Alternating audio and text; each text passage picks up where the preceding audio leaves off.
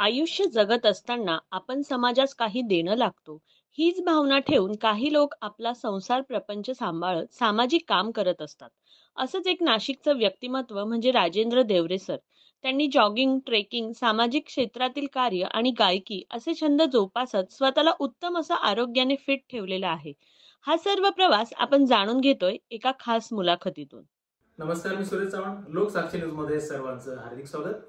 खरं तर आपण आपल्या चॅनलच्या माध्यमातून विविध क्षेत्रातील मान्यवरांची मुलाखती घेत असतो की एक समाजामध्ये वेगळं काहीतरी त्यांचं एक कर्तृत्व असतं, वेगळं नावलौकिक असतं आणि आपल्यासमोर एक आदर्श म्हणून जर बघायला गेला तर मानत असतो. आज देखील आपल्यासोबत नाशिकमधलंच एक व्यक्तिमत्व म्हणजेच राजेंद्र देवरे सर. खरं तर त्यांची ओळख म्हणजे सेवानिवृत्त शाखा अधिकारी म्हणून उप अभियंता म्हणून जर बघायला गेलं वॉटर सप्लायला आपण कार्यरत होतात आणि सेवानिवृत्तीनंतर आणि जॉबवर असताना देखील त्यांनी त्यांच्या काही गोष्टी जपलेल्या आहेत. खरं तर त्या संदर्भात आपण चर्चा करणार आहोत. पण जॉगिंग असेल, ट्रेकिंग असेल, सामाजिक क्षेत्रातले कार्य असेल, नवे नवे गायन क्षेत्रातलं कार्य असेल, अशा बऱ्याचशा गोष्टी त्यांनी जर बघायला गेलं तर जपत आज आपलं एक वेगळं अस्तित्व निर्माण केलेलं आहे. आपण चर्चेला सुरुवात करतोय. तत्पूर्वी सर, आपल्या या कार्यक्रमात खूप स्वागत आहे. हो, नमस्कार सर. काय आहे की आपला एक प्रवास असतो आयुष्याचा आणि त्या प्रवासामध्ये बऱ्याचशा अशा गोष्टी घडत असतात की आपल्याला त्या कुठेतरी आनंददायी ठरत असतात किंवा आपली एक वेगळी ओळख देखील निर्माण करत असतात. मी आपल्या सगळ्या गोष्टींकडे येतो. तत्पूर्वी आपला थोडासा आधीचा प्रवास एक नोकरीचा आणि त्याच्या आधीचा जरा आम्हाला ऐकायला मिळाला तर बरं. मी पूर्वी मूळ जळगावचा राहणार आहे आणि याला महाराष्ट्र जीवन प्राधिकरण म्हणून एक डिपार्टमेंट आहे, महाराष्ट्र शासनाचं महामंडळ आहे. तिथं मी शाखा अभियंता आधी रिटायरमेंटच्या वेळेस मी उपअभियंता म्हणून सेवानिवृत्त झालो आहे. आणि नंतर 2001 पासून माझी नाशिकला बदली झाली. तर त्यापासून तर आतापर्यंत मी पूर्ण माझी ही 24 वर्ष शेवटच्या वर्ष नाशिकला सर्व्हिस झाली. तर मग हे नाशिकचं वातावरण आवडलं. इथं वातावरण थंड होतं. नंतर डोंगर दऱ्या हे सगळं बघून, क्लायमेट बघून, नंतर इथे ग्रुप सगळे लोकांना, त्याच्यामुळे मी नाशिक सोडलं नाही, म्हणजे बदलीचा अर्ज नाही केला आणि नाशिकला झालो, नाशिकलाच स्थायिक झालो. असं ते आहे. मग इथे मग एक एक गोष्टी माझ्या सगळ्या जशा आवडीच्या माझे हे होते त्या सगळ्या मला पोषक वातावरण मला दिसलं, ओळखी झाल्या, ग्रुप जॉईन झाले. त्यातून मी माझं व्यक्तिमत्व घडत गेलं आणि आज मी हे कार्य करत गेलो पुढे. नक्कीच सर. पण ह्या ऍक्टिव्हिटीज आपण खरं तर मी येणारी एक एक गोष्टीकडे, परंतु एक संघर्ष देखील आपल्या आयुष्यात प्रचंड आलेला आहे. म्हणजे कुठेतरी आपण अभियंता म्हणून कार्यरत होतात, पण त्याच्या आधी आपण वेगवेगळ्या ठिकाणी कामं केलीत की जे म्हणजे ऐकल्यानंतर थोडंसं म्हणजे कुठेतरी प्रेरणा घेण्यासारखी गोष्ट आहे. काय सांगा?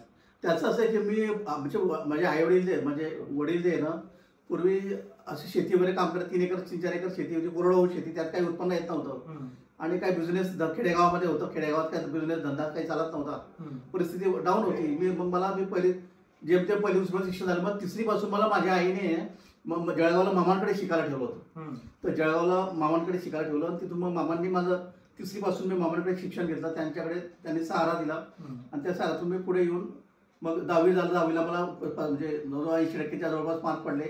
त्याच्यानंतर मी जळगाव पॉलिटेक्निकला प्रवेश मिळाला. जळगाव पॉलिटेक्निक डिप्लोमा पूर्ण करून मी इंजिनियर झालो, सर्व्हिस लागली.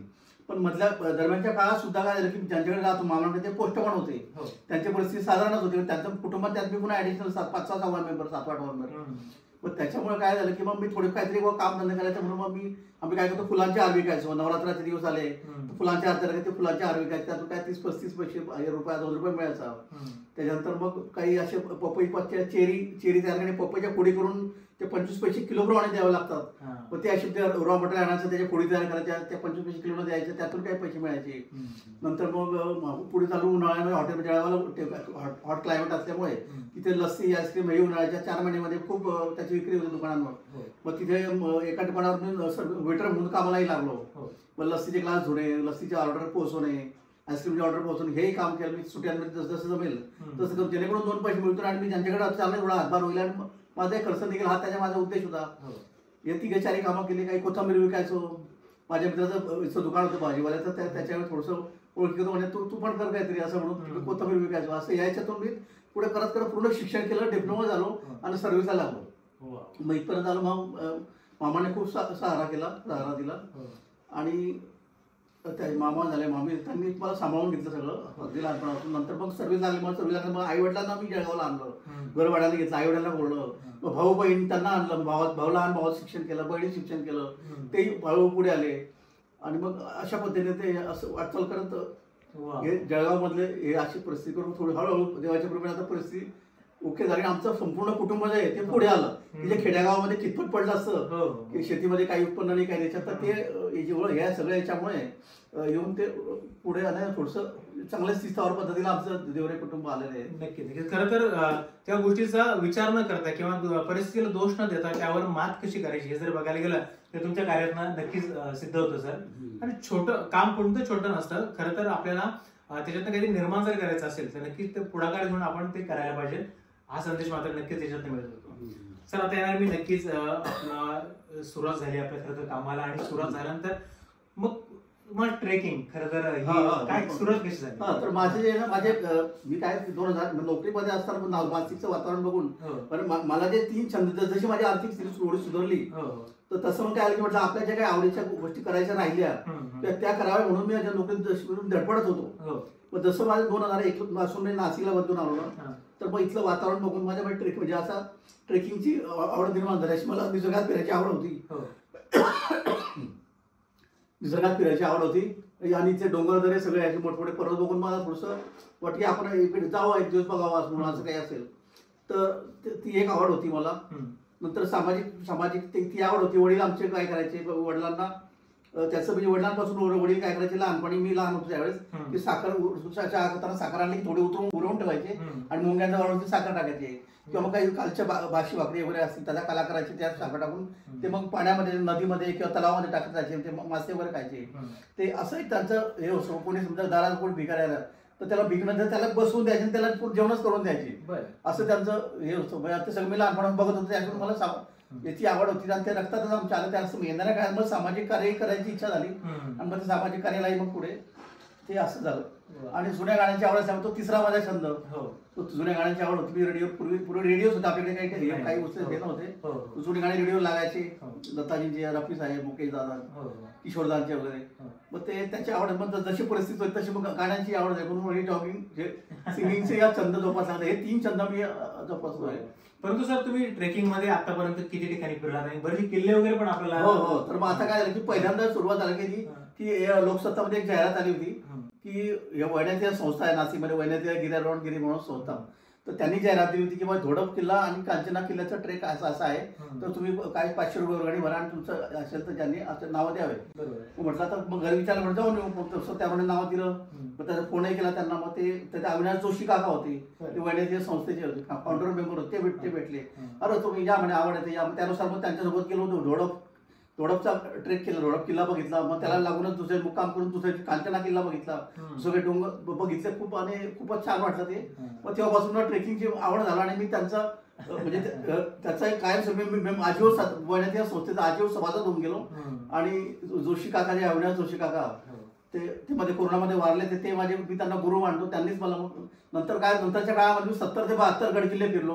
अगदी रायगड पासून तर सुधागड कोकणात ते सुधागड नंतर ते अकोला अमरावती नरनाळा किल्ला गाविलगड चिखलदराबाद इकडचे आणि सगळे असे ब्रह्मगिरी अंजनेरी तर 8-10 वेळा झाले आहे असं ते आहे. नंतर आम्ही साधारण 70-72 गड किल्ले फिरून झाले.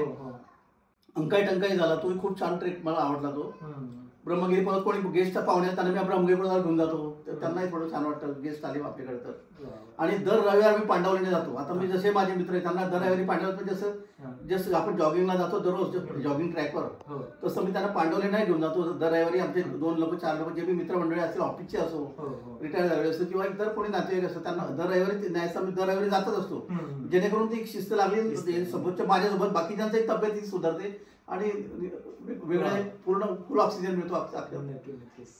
उद्देश तुमचा खूप छान तोही सफल होतो आणि माझी तब्येत तर चांगली राहतेच. ते आपल्याला म्हणजे लगेच साहजिक कळत असते. आता हा एक पाठ झाला. खरं तर हेच करत असताना सामाजिक क्षेत्र खरं तर फार महत्वाचं असतं की समाजाने मला काय दिलं याच्यापेक्षा मी समाजाला काय देणं लागतो ही भूमिका तुम्ही जपत जर बघायला गेलं तर सामाजिक क्षेत्रात देखील कामाला सुरुवात केली. त्याबद्दल काय सांगता? हा तर सामाजिकचं असं आहे की मी वडिलांचं तुम्हाला सांगितलं वडिलांच्या याच्यानुसार मला लहानपणापासून थोडं हे होतं आणि नंतर मला मामाने शिकवलं ती जाणे खाली थरातून वरती आलो मी जेव्हा याचे कपडे घाल त्याचे कपडे असं करून पायात चपलं नसते. बऱ्याच वेळेस आम्हाला अनवाणी शाळेत जावं लागायचं उन्हामध्ये जळगावच्या उन्हामध्ये रस्त्याने.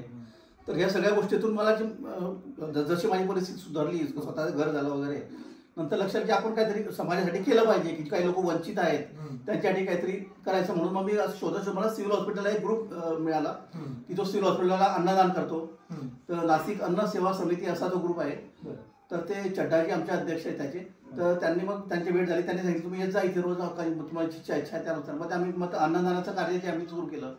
तर आम्ही दररोज साधारण 80 ते 90 पाकिट जे सिव्हिल हॉस्पिटल गरीब पेशंट ऍडमिट असतात तर ते त्याला ऍडमिट पेशंटला सिव्हिल हॉस्पिटल देतं. परंतु त्याच्या सोबती जो असतो म्हणजे बाई ऍडमिट असतात, मनुष्य असतात, मुलं असतात सोबत, तर त्यांना सिव्हिल हॉस्पिटल देत नाही. त्यांचे जेवणाचे हाल होतात. म्हणून त्यांना जेवणाचे पाकिट आम्ही देतो. म्हणजे पेशंटच्या सोबतीला जेवणाचे पाकिट देतो. त्यांचे कपडे महिना ऍडमिट राहावं लागलं कारण ते बाहेर गावून लांबून आले असतात. पुढे आदिवासी भागातून हरसूर इकडून तिकडून असं लांब लांब पेठ सुरगाणा भागातून आले असतात. तर मग त्यांचे पैसे जनते 2-4 दिवस संपून जातात. मग कपडे नसतात. मग ते त्यांना आम्ही काय जुने कपडे जमा करून ते त्यांना पुरवतो. जेवणाचे पाकिट दररोज देतो. साधारण ॲव्हरेज 100 पाकिट दररोज जेवणाचे असतातच. नंतर ऍडिशनल आम्ही काय करतो, काही चपला पण आणतो. की चपला होलसेल म्हणून चपला घेऊन येतो. आणि काही अनवाणी बाया असल्या तर त्या बायांच्या चपला घालून देतो. बाई ताई 6 नंबर चप्पल घालून पावर नाही, मग 7 नंबर ठीक आहे. तर अशा पद्धतीने आम्ही करतो. समजा रांगेमध्ये 20 बाया उभे आहेत, परंतु 3 बायांच्या बाया चप्पल नाहीये. पण त्यांना विचारतो ताई चप्पल आहे का? नाही भाऊ चप्पल नाही. बरं ठीक आहे थांबून जा थोडं.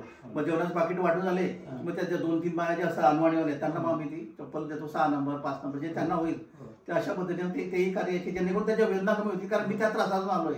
मी अक्षरशः म्हणजे जळगावच्या उन्हात म्हणजे अनवाणी पायाला मी शाळेत जायचो यायचो. अगदी पळत पळत जायचो. अशा झाडाने सावल्या राहायचं आपलं. साधारण ते रस्त्याने झाडं असतात ना. तर मग मी काय करतो, या का झाडाच्या सावलीवर राहायचो आणि लांब पाहायचो की ते झाड आहे. मग मधल्याचे ऊन असतं. मग पळत पळत पळत त्या सावलीत थांबायचो. मग तिथून पडतो पुढचं झाड हिरायचो. पळत पळत पळत पळत त्या सावलीत जात तिथे उभं राहायचो. असं करत करत मी शाळेत पोहोचायचो. कारण पायात खूप जळायचे रस्त्यावर ते असं परिस्थिती होती. मग त्या त्रासामुळे मग हे चपला वाटण्याचं जे सुद्धा आहे ते पण मी मोठ्या प्रमाणात जे करत असतो. मी ते गाडीच्या टेकीमध्ये चपला भरून ठेवतो. आणि जसे तसे सिव्हिल हॉस्पिटलच्या बायांना तर देतोच. इव्हन रस्त्याने जरी कोणी मला दिसलं, रस्त्याने जाता कोणी आणणार दिसलं, थोडंसं बाजूला गाडी थांबवतो. मी सांगतो भाऊ काय पाय जळतो हे चप्पल घेऊन घालून द्या. मग ते त्यांची वेदना करतो.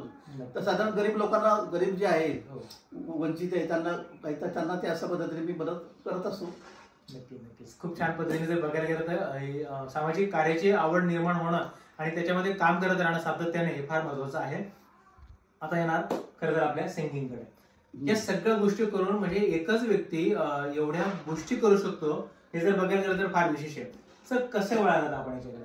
नाही मला जे ना पूर्वी कसं मी तिकडे मामाकडे जायचो ना, त्यांच्याकडे रेडिओ होता. रेडिओवर सकाळी ते गाड्या लागायचे म्हणजे आकाशवाणी केंद्र जळगाव, आकाशवाणी केंद्र नाशिक वगैरे. तर ते जुने गाणे लागायचे. तर ते लतांचे गाणं ए मालिक तेरे बंदे हम वगैरे असे गाणे राहते. किशोरदांचे गाणे राहायचे अमर प्रेमचे वगैरे. ते गाणे ऐकून असं एकदम मला हे होऊन जायचं की अरे खूपच छान असं एकदम स्थिर होऊन जायचो. मी असं स्तब्ध होऊन जातो गाणे ऐकता ऐकता. मग ती आवड ती तेव्हापासून मला होती. पुढे जशी आता परिस्थिती सुधारली नोकरीनंतर मग मी टेप रेकॉर्ड घ्यायचा. टेप रेकॉर्ड गाणे ऐकायचो. ती पूर्ण करायचं असं करत म्हणत मग ते म्हणतो अहो तुमचा आवाज हा भेटला. तो अहो तुमचा आवाज चांगला आहे. म्हणजे तुमचा आवाज चांगला आहे. आपल्या सोबतचे लोक ग्रुप आले. मग ते असं करत करत मग ते म्हणे कराओके क्लब नाशिकमध्ये वातावरण मस्त आहे. कराओके क्लब जॉईन करा. तुम्ही आता रिटायर झाले म्हणे. आता 2022 आम्ही रिटायर झालो. तर मग ते कराओके क्लब जॉईन करा म्हणजे तुमचं चांगलं डेव्हलप होईल बाबा गाण्याचं. मग तसं ते अरविंद कापडी सरांचं एक हे आहे ओपन माईक कराओके म्हणून आहे गंगापूर रोडला उद्याविका सर्कलजवळ. मग तिथे मी गेलो तर ते म्हणे या जॉईन काय या म्हणे नॉमिनल फी आहे ते भरायचे. रोज गाणे म्हणायचे. आम्ही आहे सो असं करत 2 वर्ष असून ते जॉईन झाले. भरपूर मग गाण्यांची आवड म्हणजे जी होती ती पूर्ण आधी इच्छा पूर्ण झाली. भरपूर गाणे गायले. किशोरदांचे, रफी साहेबांचे वगैरे सगळे जुने गाणे गायले. नंतर मग ते म्हणजे कार्यक्रम करू. मग त्यांनी कुसुमाग्रह कार्यक्रमही केले. 2 त्या कार्यक्रमात भाग घेतला. अशा पद्धतीने तिसरी जी आवड होती ती पूर्ण झाली. नक्कीच. खरं तर हे करत असताना एक आपल्याला एक समाधान मिळत असतं सर, मानसिक समाधान, एक आनंद मिळत असतो. आणि मला तर असं माझ्याप्रमाणे की त्या ओपन माईक कराओके क्लब मध्ये जर बघायला गेलं तर सरांची हेमंत कुमार म्हणून ओळख आहे. म्हणजे असं छान जर बघायला गेलं तर ईश्वराने प्रत्येकाला नाही दिलेलं असतं. ते ठराविक लोक असतात की त्यांना देतात. सर बघ आता एवढा विषय निघालाय तर आमची इच्छा अशी की एक 2 लाईन जरी आम्हाला तुम्हाला आवडणार एखादं की बाबा ते मला कायमस्वरूपी आवडते किंवा माझ्या सर्वात आवडत आहेत, एक 2 लाईन जरी ऐकायला मिळाला तरी. तर मग मला ते तिथे मग मला ते तिथल्या सरांनी सांगितलं तुम्ही हेमंत कुमारजींचे गाणे पुढचं बघा म्हणजे तुमचा आवाज थोडंसं त्याला मिळता जुळता होतोय. आणि असे सायलेंट गाणे आहेत हेमंत कुमारांची. पण ते गाणे मी गायचो. तर त्याचं एक गाणं म्हणून दाखवतो. ना तुम हमें जानो ना हम तुम्हें जाने, मगर लगता है कुछ ऐसा मेरा हमदम मिल गया. तर अशा हे गाण्यांची आवड आहे. नंतर एक रफी साहेबांचं जे गाणं आहे, खूप मला म्हणजे अगदी लहानपणापासून गात होते. हा. तर ते मी आज नक्की. मला म्हणून नक्कीच. दाखवतो. खूप इच्छा आहे माझ्या हातून ती. तर रफी साहेबांचं समझौता पिक्चर मधलं एक गाणं आहे जुन्या. तर ते गाणं असं आहे, बड़ी दूर से आए हैं प्यार का तोहफा लाए हैं, बड़ी दूर से आए हैं प्यार का तोहफा लाए हैं, अपना लो या ठुकरा दो प्यार का तोहफा लाए हैं, जो दिलों के नाते हैं वो जोड़े नहीं जाते, जो दिलों के नाते हैं वो जोड़े नहीं जाते, जोड़ लिए तो फिर तोड़े नहीं जाते, ये नाते ये नाते ये नाते मन में बसाए हैं प्यार का तोहफा लाए हैं, बड़ी दूर से आए हैं प्यार का तोहफा लाए हैं, प्यार का तोहफा लाए हैं. वा मस्त मस्त. बेस्ट. खरं तर एक ट्रेलर असं आहे म्हटल्यानंतर पूर्ण गाणं ऐकायला किंवा ज्यावेळेस ते सादरीकरण करत असतील किंवा स्वतःसाठी खरं तर ते फार आनंददायी अशी गोष्ट आहे, समाधानकारक अशी गोष्ट आहे. सर आता मी हे सगळ्या ऍक्टिव्हिटी झाल्यात, हा सर्व करत असताना हा सगळा प्रवास सुरू असताना आपला खरं तर घरच्यांचं देखील योगदान असतं. त्यांना कसं वेळ दिला गेला किंवा त्यांच्या प्रतिक्रिया, कारण शेवटी एक कुठेतरी एक समाधान त्यांना देखील वाटत हा, असतं. मी तसं काही मी हे माझे छंद जोपासायचे ना, हो. जॉगिंग, ट्रेकिंग, नंतर हे सामाजिक कार्य जोपासायचं आहे किंवा गाण्या वगैरे. याला मी घरच्यांना मी तसं तोशीच लागू दिली नाही. म्हणजे घरचे सगळे कामं सांभाळून म्हणजे घरच्यांना जो वेळ द्यायचो तो देऊन मग मी माझे कामं केलं. त्यामुळे घरच्यांची नाराजी झाली नाही आणि घरून सपोर्ट मिळत गेला. जॉगिंग, ट्रेकिंग जाताना ते माझी तयारी करून द्यायचे. सकाळी डबा देणे, सगळं पूर्ण तयारी कर. सगळ्या मला 5:30-6ला जावं लागायचं जॉब ट्रेकिंगला, तो ग्रुप लवकर जाण्यासाठी म्हणून. तसं सपोर्ट घरून मिळायला गेला. सगळी माझी तयारी करून द्यायची, पूर्ण सॅग भरून द्यायची. तर मग तसं घरून सपोर्ट आहेच. सामाजिक कार्यात सुद्धा आहेत, मधून मधून ते सुद्धा येतात. आमच्या घरचे येतात, आम्ही अन्नाच्या पाकिटं वाटतो. तसं सपोर्ट आहे घरूनच. खर तर सर एक या सगळ्या गोष्टी करत असताना समाजासमोर कुठली तरी आपली एखादी गोष्ट हायलाईट होत असते. आज तुम्ही सगळ्या गोष्टी करतायत. बरेचसे असे लोक आहेत की एकदा मी सेवानिवृत्त झालो किंवा माझा व्यवसाय असेल तर मला वेळ भेटत नाही किंवा माझी इच्छा असते मला काहीतरी समाजासाठी करायचंय, माझ्या आवडीनिवडी जपायच्या आहेत, परंतु ती तयारी होत नाही किंवा कधी कधी असं वाटतं की बाबा नाही ठीक आहे, आपलं स्वतंत्र एक स्वतःचं विश्व ठीक आहे, मला काही करायची गरज नाही, अशी देखील मानसिकता असते. पण तुम्ही ज्या पद्धतीने काम करतायत किंवा तुम्ही ज्या पद्धतीने तुमचे छंद जोपासून सगळ्यांसाठी वेळ देत आहेत, असं जर कोणाला करायचं असेल किंवा ती मानसिकता कोणाची तयार व्हावी आणि त्याने देखील अशा उपक्रमात सहभागी होऊन काम करावं, तर काय आव्हान द्यायला पाहिजे? नाही, माझं काय आहे, उलट माझा लोक तू रिटायर नंतर काय करणार असे शंका विचारायचे. पण मग नंतरच्या काळात अशी परिस्थिती की मला दिवसाचे 24 तास कमी पडत आहेत. इतकं मी एंगेज आहे. रिटायरमेंट नंतर उलट मी जास्त एंगेज झालोय. कारण हे सकाळचे जे आहे, सकाळी जॉगिंग, ट्रेकिंग, नंतर दुपारी सामाजिक कार्य, नंतर संध्याकाळी गाण्याचं आहे. नंतर मधल्या काळामध्ये आमचे सेवानिवृत्त झाले जे आमचे कर्मचारी त्यांची संघटना स्थापन केली आम्ही. त्या संघटनेचे मी कार्याध्यक्ष मला त्यांनी केले कार्याध्यक्ष किंवा माझं कार्य बघून आणि धावपळ बघून. तर त्यांना पण वेळ देतो आम्ही. दुपारचे 2-3 तास त्यांना देत असतो. त्यामुळे सकाळपासून तर रात्री झोपेपर्यंत पूर्ण एंगेज आहे. म्हणजे एकही दिवस माझा असं नाही की मी रिकामा बसलोय लोळलोय. रिटायरमेंट नंतर तसं संपूर्ण एंगेज आहे. आणि याच्यामुळे काय तब्येतही चांगली राहते, मानसिकता चांगली राहते. आणि मग सोबतच्या लोकांना मी सांगतो, माझ्या ऑफिसचे असो किंवा बाहेरचे मित्रमंडळी असो, त्यांना सांगत असतो की तुम्ही तुम्ही पण याचा भाग त्यांना मी जसं ट्रेकिंगला दर्यावरी पांढऱ्या नाही घेऊन जातो हो. त्यांनाही मदत होते, तेही हळूहळू तयार होतात. हो. अशा पद्धतीने ते आहे. आणि हे सगळं अशा पद्धतीने केलं तर हा. म्हणजे आपलं तर भलं आपल्या स्वार्थ नाही, परमार्थ जास्त करायचा. हा. हे परमार्थ म्हणजे जनतेची कल्याण होईल, प्रत्येकाला मदत होईल, याच आयुष्याचा राहिलेला भाग आहे. तो म्हणजे चांगल्या कार्यासाठी वापरला जातो. माझं आयुष्य होतोय, याच्यात मला आनंद आहे खूप. नक्कीच. आणि जे आनंद, जे कार्य करण्यात आनंद वाटतो तेच सुख समाधान, तर त्याला शब्दात तोड नाही कुठे. आणि ते खूपच आहे. आणि मी मला असूर करतो या सगळ्या गोष्टी. सर, त्याचा शेवटचा प्रश्न असा आहे की आता काय होतं की आमच्या वृत्तवाहिनीच्या वतीने काही मुलाखती प्रसारित झाल्या की साहजिक की त्यांना भेटण्याची देखील इच्छा असते काही लोकांना, किंवा की मार्गदर्शनाची देखील गरज असते. भेटण्याची होण्यापेक्षा भेटून तुमच्याकडे काहीतरी जाणून घेणं किंवा मार्गदर्शन घेणं किंवा अजून काही मदत लागली तर ते घेणं. तर त्यासाठी नक्कीच आपण आपली माहिती किंवा आपला संपर्क क्रमांक जर दिला तर लोकांना तुम्हाला कॉन्टॅक्ट करता येईल. आता सामाजिक क्षेत्रात आहात किंवा वेगवेगळ्या ट्रेकिंगसाठी आपण गोष्टी करत असतात, तर काय सांगा? माझ्याशी जर कोणा आम्ही सकाळी पांडवाडीत जातो, ग्रुप तयार केला आहे, तर ते येऊ शकतात किंवा गाण्याच्या ठिकाणी येऊ शकतात किंवा असं आहे. सर्व सामाजिक कार्यात सिव्हिल हॉस्पिटलात तिथे येऊ शकतात. सिव्हिल हॉस्पिटल आम्ही जमतो तिथे काही मदत थोडीफार प्रत्येक कोणी आलं तर योगदान देऊ शकतात, मदत होऊ शकते. तर माझं नाव म्हणजे नाव आणि नंबर देतो. माझं नाव राजेंद्र वसंतराव देवरे. माझा मोबाईल नंबर आहे 9890143007 9890143007. हा माझा नंबर. या नंबरला जर फोन केला तर मी ज्यांना जशी आवड असेल तर त्या क्षेत्रात त्यांना सोबत घेऊ शकतो, तर काही गायडन्स मदत करू शकतो. नक्कीच. धन्यवाद सर. खरं तर हे होते राजेंद्र देवरे सर. खरं तर त्यांचा जो प्रवास आहे त्याने आयुष्याचा जो आलेख आहे तो प्रचंड मोठा आहे. एका मुलाखतीमध्ये किंवा तासाभरात किंवा अर्ध्या तासामध्ये हा मांडू शकत नाही किंवा संपणारा असा विषय आहे. परंतु त्यांनी जी सुरुवात केली त्यांच्या आयुष्याची, मग ती कष्टातनं केली, संघर्षातनं केली, मग ते व्यवसाय नोकरीला लागून जर बघायला गेलं तर संपूर्ण परिवार आज खऱ्या अर्थाने जर बघायला गेलं तर आज एकदम सुस्थितीमध्ये आहे. सर्व गोष्टी ऑलवेल आहे. पण एवढं सगळं ऑलवेल होऊन सुद्धा किंवा सेवानिवृत्त होऊन सुद्धा स्वतंत्र स्वतःचा विचार न करता त्यांनी समाजासाठी स्वतःला झोकून दिलेलं आहे. स्वतःच्या आवडीनिवडी जपत जर बघायला गेलं तर त्यामधनं उत्तम आरोग्य त्यांना प्राप्त आहे. नवे नवे आजही जॉगिंग, आजही ट्रेकिंग, आजही सिंगिंग, आजही सामाजिक क्षेत्रामध्ये प्रचंड जर बघायला गेलं तर तत्पर असतात. हे जर बघायला गेलं तर जर ईश्वरी असतं, परंतु ईश्वराने जरी प्रत्येकाला दिलेलं असलं तरी ते मला समजायला हवं, ते पकडता यायला पाहिजे, तेव्हा कुठे आपण असं कार्य करू शकतो.